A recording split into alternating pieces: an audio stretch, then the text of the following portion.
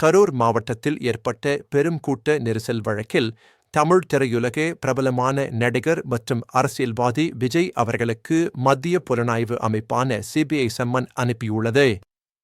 இந்த வழக்கு தமிழ்நாட்டில் பெரும் அதிர்வலைகளை ஏற்படுத்தியுள்ளது. மேலும் விஜயின் அரசியல் பயணத்தில் முக்கிய திருப்புமுனையாக அமைந்துள்ளது. இந்த முக்கிய செய்தியை பற்றி விரிவாக பார்ப்போம். தமிழ்நாடு முழுவதும் பெரும் அதிர்வலைகளை ஏற்படுத்திய இந்த கூட்ட நெரிசல் சம்பவம் நடிகர் விஜயின் தமிழ் வெற்றி கழகத்தின் அரசியல் பயணத்தில் ஒரு பெரிய திருப்புமுனையாக மாறியுள்ளது. ஆயிரக்கணக்கான ஆதரவாளர்கள் கலந்து கொண்ட இந்த நிகழ்வு துயரமான முடிவை எதிர்பாராதவாறு ஏற்படுத்தியது. வேலாயுதம்பாளையத்தில் நடந்த இந்த துயரச் சம்பவம் கூட்ட நெரிசல் மற்றும் மோசமான கூட்ட மேலாண்மையில் ஏற்பட்ட குறைபாடுகளை முழுமையாக வெளிச்சத்திற்கு கொண்டு வந்துள்ளது. இது அரசியல் அமைப்புகளின் பொறுப்பாற்றாமையை விமர்சிக்கும் வகையில் பார்க்கப்படுகிறது. இந்த கூட்ட நெரிசல் செப்டம்பர் 2025-27 அன்று கரூர் மாவட்டம் வேலாயுதம்பாளையத்தில் தமிழ் வெற்றி கழகத்தின் அரசியல் பேரணியின் போது ஏற்பட்டது.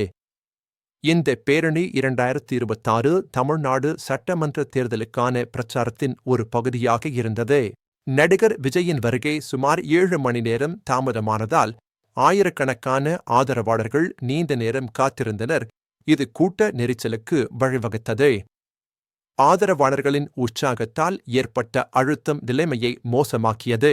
கூட்ட நெரிசல், மோசமான கூட்ட மேலாண்மை, போதிய வசதிகள் இல்லாதது மற்றும் அமைப்பு ரீதியான குறைபாடுகள் இந்த துயரச் சம்பவத்திற்கு முக்கிய காரணங்களாக கருதப்படுகின்றன. சிபிஐ விசாரணை இந்த அம்சங்களை ஆழமாக ஆராய்கிறது. இந்த சம்பவத்தில் 9 குழந்தைகள் உட்பட 41 பேர் உயிரிழந்தனர், மேலும் பலர் காயமடைந்தனர். இது மிகவும் துயரமானது.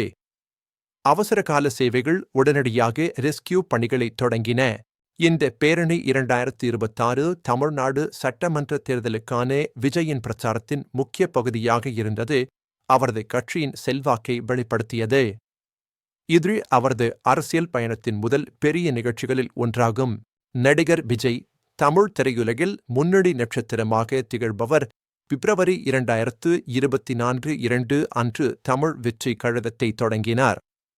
இந்த கட்சி அவரது அரசியல் கனவின் தொடக்கமாகும். இந்த பேரணியில் ஏற்பட்ட கூட்ட நெரிசல் தமிழ் வெற்றி கழகத்திற்கு ஒரு பெரிய சவாலாகவும் பொது மக்களிடையே விவாதத்தை ஏற்படுத்தியுள்ளது. இது கட்சியின் மேலாண்மை திறனை கேள்விக்குள்ளாக்குகிறது. இந்த வழக்கில் சிபிஐ விசாரணை உச்சநீதிமன்றத்தின் உத்தரவை தொடர்ந்து ஆரம்பத்தில் இருந்த சிறப்பு புலனாய்வு குழு விசாரணையில் இருந்து மாற்றப்பட்டது. இது விசாரணையின் நம்பகத்தன்மையை உறுதிப்படுத்துகிறது. சிபிஐ விசாரணை தாமதங்கள், போதுமான வசதிகள் இல்லாதது உள்ளிட்ட சாத்தியமான அலட்சியங்கள் மற்றும் கூட்ட மேலாண்மை குறைபாடுகளை மையமாகக் கொண்டுள்ளது. விசாரணை விரிவான ஆய்வை உள்ளடக்கியது. ஏற்கனவே தமிழ் வெற்றி கழகத்தின் முக்கிய நிர்வாகிகள் சிபிஐயால் விசாரிக்கப்பட்டுள்ளனர். அவர்கள் சம்பவத்தின் விவரங்களை வழங்கியுள்ளனர். இது விசாரணையின் முதல் கட்டமாகும். சிபிஐ நடிகர் விஜய்க்கு ஜனவரி 12 அன்று விசாரணைக்கு ஆஜராகுமாறு சம்மன் அனுப்பியுள்ளது. இது வழக்கின் முக்கியமான நிகழ்வாகும். அவர் இதற்கான பதிலை அளிக்க வேண்டும். விசாரணையின் நோக்கம் கூட்ட நெரிசலுக்கு வழிவகுத்த அலட்சியங்கள், தாமதங்கள் மற்றும் அமைப்பு ரீதியான குறைபாடுகளை முழுமையாக கண்டறிவதாகும். இது உண்மையை வெளிப்படுத்தும். விஜயின் பதில் மற்றும் விசாரணையின் தற்போதைய நிலை குறித்து முழுமையான தகவல்கள் இன்னும் வெளியாகவில்லை. ஆனால் விஷயம் தொடர்ந்து கண்காணிக்கப்படுகிறது. மேலும் விவரங்கள் விரிவாகும். இந்த சம்பவம் அரசியல் வட்டாரங்களில் பெரும் விவாதத்தை ஏற்படுத்தியுள்ளது. திமுக மற்றும் தமிழ் வெற்றி கழகம் இடையே குற்றச்சாட்டுகள் பரிமாற்றப்படுகின்றன. அரசியல் போட்டி தீவிரமடைகிறது. சில தமிழ் வெற்றி கழக உறுப்பினர்கள் சிபிஐ சம்மன் அரசியல் உள்நோக்கம் கொண்டது என்று கூறுகின்றனர். இது விசாரணையின் நடுநிலையை கேள்விக்குள்ளாக்குகிறது. கட்சி உறுப்பினர்கள் ஆதரவாக குரல் கொடுக்கின்றனர்.